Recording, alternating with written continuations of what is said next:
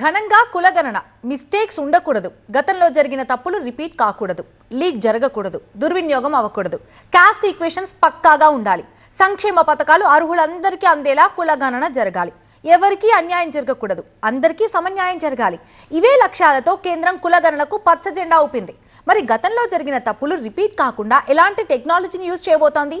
ఎప్పుడు మొదలుపెట్టి ఎప్పుడు ఫినిష్ చేయనుంది? కులగణనపై కేంద్రం యాక్షన్ ప్లాన్ ఏంటి?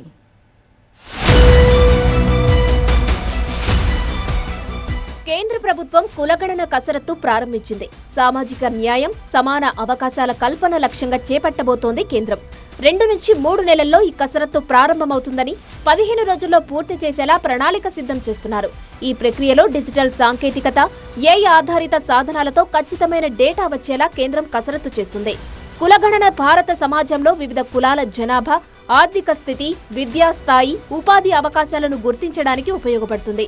కులగణన డేటా ఆధారంగా ప్రభుత్వం వెనుకబడిన వర్గాలకు రిజర్వేషన్లు, సంక్షేమ పథకాలు, అభివృద్ధి కార్యక్రమాలను రూపొందించనుంది. ఉదాహరణకు షెడ్యూల్డ్ కులాలు, షెడ్యూల్డ్ తెగలు, ఇతర వెనుకబడిన తరగతుల కోసం రిజర్వేషన్ విధానాలు కుల డేటా ఆధారంగానే రూపొందాయి. అయితే ప్రస్తుతం లభ్యమైన క్యాస్ట్ డేటా చాలా పాతది, అసంపూర్ణమైనది కావడంతో సమకాలీన సామాజిక ఆర్థిక పరిస్థితులను ఖచ్చితంగా అంచనా వేయడం కష్టంగా మారింది. కులగణన ద్వారా సేకరించిన డేటా రాజకీయ నిర్ణయాలు, విధాన రూపకల్పనలో పారదర్శకతను తెస్తుందంటున్నారు నిపుణులు. ఇది సామాజిక న్యాయాన్ని నిర్ధారించడంతో పాటు వివిధ కుల సమూహాల మధ్య సామాజిక ఘర్షణలను తగ్గించే అవకాశం ఉంది. 2 నుంచి 3 నెలల్లో ప్రారంభమయ్యే ఈ కులగణన 15 రోజుల వ్యవధిలో పూర్తి చేయాలనే లక్ష్యంతో సాగనుంది. డిజిటల్ సాంకేతికత, కృత్రిమ మేధస్సు వినియోగం ఈ ప్రక్రియను వేగవంతం చేయడమే గాక ఖచ్చితమైన ఫలితాలను అందించడంలో కీలక పాత్ర పోషించబోతున్నాయి.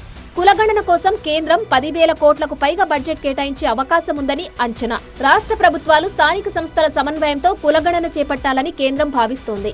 విధి విధానాల రూపకల్పనలో కేంద్రం అనేక కోణాలను పరిగణలోనికి తీసుకుంటోంది.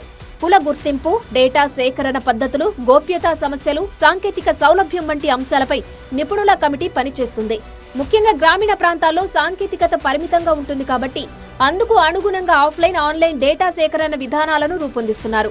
డిజిటల్ ప్లాట్ఫామ్ల ద్వారా సేకరించిన సమాచారం దుర్వినియోగం, లీక్ కాకుండా కేంద్రం బ్లాక్ చైన్ టెక్నాలజీని ఉపయోగించనుంది. ఏఐ సాధనాలు డేటా విశ్లేషణలో విప్లవాత్మక మార్పులు తీసుకొచ్చాయి. అయితే digital personal data protection rules 2025 అనుగుణంగా వ్యక్తిగత సమాచారం భద్రతకు ప్రాధాన్యం ఇవ్వడం కూడా అవసరం. రాష్ట్రాల మధ్య సమన్వయం లోపిస్తే డేటా విశ్లేషణలో ప్రమాదం తలెత్తే అవకాశం ఉంది. దీనిని నివారించడానికి కేంద్రం ఏకీకృత మార్గదర్శకాలను రూపొందిస్తుంది. దేశంలో ఓబీసీ, ఎస్సీ, ఎస్టీ జనాభా, వారి సామాజిక ఆర్థిక స్థితిగతులపై ఖచ్చితమైన గణాంకాలు రిజర్వేషన్ విధానాలను మరింత సమర్థవంతంగా అమలు చేయడానికి ఉపయోగపడుతుంది. ఉదాహరణకు ఓబీసీ రిజర్వేషన్ కోటా నిర్ణయంలో ఈ డేటా ఆధారంగా రాష్ట్రాల వారీగా సర్దుబాట్లు చేయవచ్చు. అంతేగాక విద్య, ఉపాధి, ఆరోగ్యం, గృహ నిర్మాణం వంటి సంక్షేమ పథకాలను అర్హులకు సమర్థవంతంగా చేరవేయడానికి ఈ సమాచారం దోహదపడుతుంది.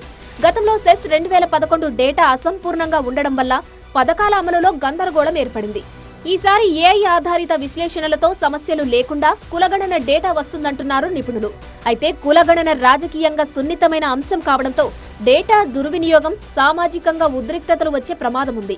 ఈ నేపథ్యంలో ప్రజల్లో అవగాహన కల్పించడానికి విస్తృతమైన ప్రచార కార్యక్రమాలతో పాటు సమాజంలోని అన్ని వర్గాలను భాగస్వామ్యం చేయాలని కేంద్రం భావిస్తోంది. ఏఐ అల్గారిథంలు డేటా సేకరణలో మానవ తప్పిదాలను 40% వరకు తగ్గించగలవని అధ్యయనాలు సూచిస్తున్నాయి. ఉదాహరణకు ఆటోమేటెడ్ వెరిఫికేషన్ సిస్టంలు డూప్లికేట్ ఎంట్రీలను, తప్పుడు సమాచారాన్ని గుర్తిస్తాయి. బ్లాక్ చైన్ ఆధారిత డేటా నిల్వ వ్యవస్థ గణన డేటాను హ్యాకింగ్ నుంచి కాపాడుతుంది. ఇది ప్రజల విశ్వాసాన్ని పెంచుతుంది. అయితే గ్రామీణ ప్రాంతాల్లో సాంకేతిక మౌలిక సదుపాయాల కొరత, డిజిటల్ అవగాహన లేకపోవడంతో కొన్ని సవాళ్లను ఎదుర్కోవాల్సి ఉంటుంది. దీన్ని అధిగమించేందుకు కేంద్రం స్థానిక సంస్థలతో కలిసి శిక్షణ కార్యక్రమాలను నిర్వహిస్తుంది. సైబర్ భద్రతకు సంబంధించి డేటా లీకేజీలను నిరోధించడానికి ఎన్క్రిప్షన్ విధానాలు అమలు చేయనుంది. ఈ ప్రక్రియ విజయవంతమైతే భవిష్యత్తులో ఇతర దేశాలకు భారత్ రోల్ మోడల్ గా నిలుస్తుందంటున్నారు విశ్లేషకులు.